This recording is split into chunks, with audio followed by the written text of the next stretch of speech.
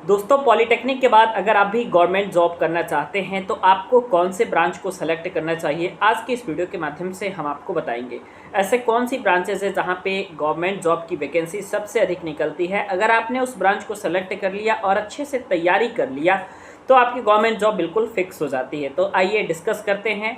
Actually में दोस्तों मैं बात करूं आपसे तो स्टार्टिंग में स्टूडेंट्स को यह अंदाज़ा नहीं होता कि किस ब्रांच में कितना स्कोप है और उसके एरिया ऑफ इंटरेस्ट के अकॉर्डिंग वो ब्रांच सूटेबल है या फिर नहीं है। जैसे कि मैं आपको बताऊं, काफ़ी सारे ऐसे स्टूडेंट्स होते हैं जो कि तैयारी करना चाहते हैं गवर्नमेंट जॉब की, वो गवर्नमेंट इंजीनियर बनना चाहते हैं, ठीक है, सरकारी जूनियर इंजीनियर बनना चाहते हैं, बट उन्होंने ऐसी ब्रांच ले रखी है जिसमें वैकेंसी आती ही नहीं है। तो फिर वह अपनी तैयारी को चाहे कितना भी ज़बरदस्त क्यों ना कर ले, अपनी तैयारी को वह कितना भी उच्चतम ऊंचाइयों पर क्यों ना ले जाए, ठीक है, वो सरकारी इंजीनियर नहीं बन सकता। बिकॉज इसके पीछे का रीज़न यही है कि ब्रांच का सिलेक्शन जो है आपका वो इम्पॉर्टेंट रहता है। तो और ये बात आपको स्टार्टिंग से ही समझनी पड़ेगी।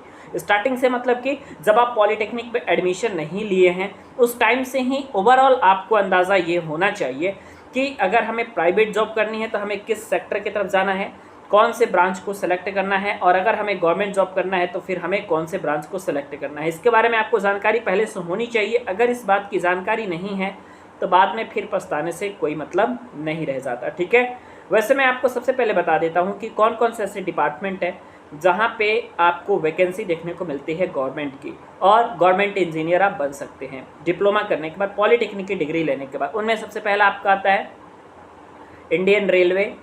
इंडियन रेलवे में आप जूनियर इंजीनियर बन सकते हैं, लोको पायलट बन सकते हैं, टेक्नीशियन बन सकते हैं, और इसके लिए जो योग्यता रहती है वो यही आपकी डिप्लोमा की योग्यता रहती है, ठीक है।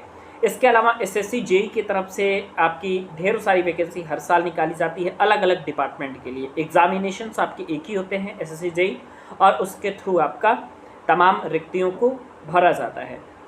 हर स्टेट का जो इलेक्ट्रिसिटी बोर्ड होता है, जैसे उत्तर प्रदेश के बारे में बात करें तो यूपीपीसीएल है, Uttar Pradesh power corporation limited.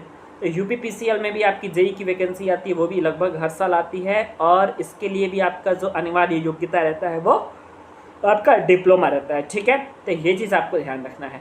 तो ये मेजर हैं आपके, जिनमें आपका इंडियन नेवी में भी, एयरफोर्स में भी आपकी वैकेंसी आती है, बट जो सबसे अधिक देखने को मिलती है वो आपकी इंडियन रेलवे की ही देखने को मिलती है, क्योंकि रेलवे में जब वैकेंसी आती है तो अच्छी खासी संख्या में आती है, ठीक है।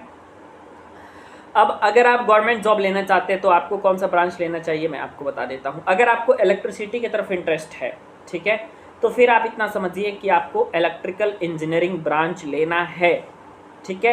इलेक्ट्रॉनिक्स में वैकेंसी नहीं आएगी अगर आप गवर्नमेंट की पर्टिकुलरली प्रिपरेशन कर रहे हो तो, ठीक है। और इलेक्ट्रॉनिक्स में ऐसी नहीं है कि बिल्कुल आएगी ही नहीं, आती है, बट इंडियन रेलवे की ही वैकेंसी आती है सिर्फ, और वो 5 ईयर में एक बार आती है, 5 साल में एक बार आपका आता है इंडियन रेलवे का वैकेंसी, ठीक है। तो ये आपको ध्यान रखना है। इलेक्ट्रिकल एंड इलेक्ट्रॉनिक्स भी नहीं लेना है आपको, क्योंकि हर जगह सिर्फ इलेक्ट्रिकल इंजीनियरिंग लिख करके अगर जहाँ पे फॉर्म निकल रहा है वहाँ पे इलेक्ट्रिकल एंड इलेक्ट्रॉनिक्स वाले फॉर्म नहीं भर सकते हैं, ठीक है ना। तो ये चीज़ें आपको ध्यान देनी है।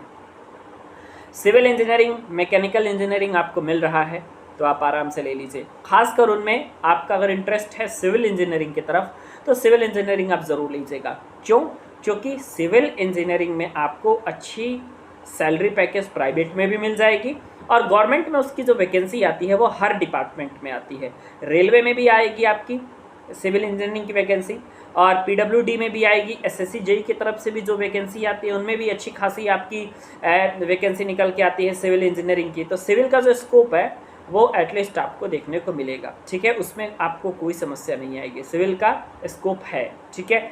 और इलेक्ट्रिसिटी बोर्ड वगैरह में भी कई दफ़े 10, 20, 50 की संख्या में लगभग आपकी सिविल इंजीनियरिंग की वैकेंसी आती है। तो PWD, CPWD, SSC JE, Indian railway, navy वगैरह हो गया, तो ऐसे तमाम सारे डिपार्टमेंट है जहाँ पे आपकी सिविल की भी वैकेंसी देखने को मिलती है। तो जो मेजर आपका मतलब डिपार्टमेंट है वो है आपका सिविल इंजीनियरिंग।